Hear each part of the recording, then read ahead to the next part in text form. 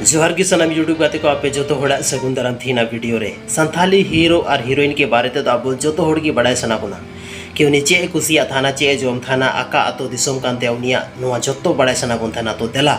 नोआ वीडियो रे बोन बड़ाय थीन दो रानी देवगम के बारे ते जहां दो अब संथाली रेन फेमस एक्ट्रेस मेनते बोन बड़ाय दाड़ेया तो देला सनम को लहर बोन बड़ाय नुए जन्म अतो दिसोम दो एकना टाटा नगर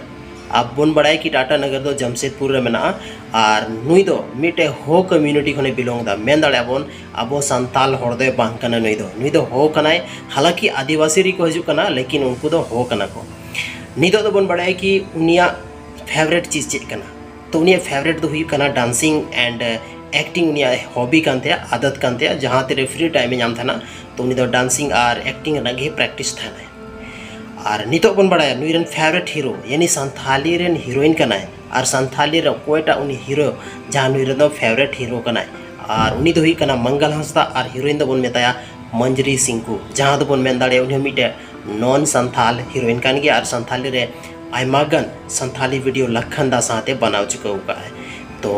आर बन बड़ाया नुया जन्म तारीख दो हुई कना 3 जनवरी और नुया एल्बम रेना जहाँटा एल्बम की रोल है नुया कुछ अलग ही क्रिएटिविटी रोल था ना